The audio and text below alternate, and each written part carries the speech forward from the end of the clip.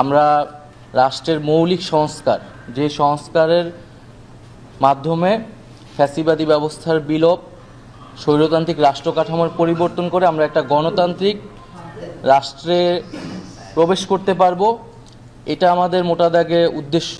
ক্ষমতার ভারসাম্য, আমাদের যে সংবিধানে এক ব্যক্তি কেন্দ্রিক একটি কাঠামো, প্রধানমন্ত্রীর কাছেই সব ক্ষমতা কুক্ষিগত, সেটার কিভাবে গণতন্ত্রায়ন করা যায়, রাজনৈতিক প্রভাবের বাইরে গিয়ে এবং এক ব্যক্তির প্রভাবে বা প্রধান নির্বাহীর বাইরে গিয়ে সাংবিধানিক যেই নিয়োগগুলো রয়েছে, প্রধান বিচারপতি এবং অন্যান্য যে নিয়োগগুলো রয়েছে, সেই নিয়োগগুলো কিভাবে আমরা বাস্তবায়ন করতে পারি এবং যে শান্তিপূর্ণ ক্ষমতা হস্তান্তরের প্রক্রিয়ার ক্ষেত্রে আমরা কোন ধরনের প্রাতিষ্ঠানিক নিয়ম তৈরি করতে পারি।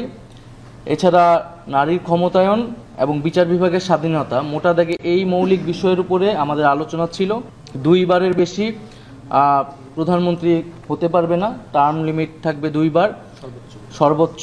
রাষ্ট্রপতি এবং প্রধানমন্ত্রী উভয়ের ক্ষেত্রেই যিনি একবার প্রধানমন্ত্রী হয়েছেন তিনি রাষ্ট্রপতি হতে পারবেন না পরবর্তীতে। আমরা প্রধানমন্ত্রী শাসিত সরকার নয়, বরং মন্ত্রী পরিষদ শাসিত যে সরকার, সেটার প্রস্তাবনা দিয়েছি।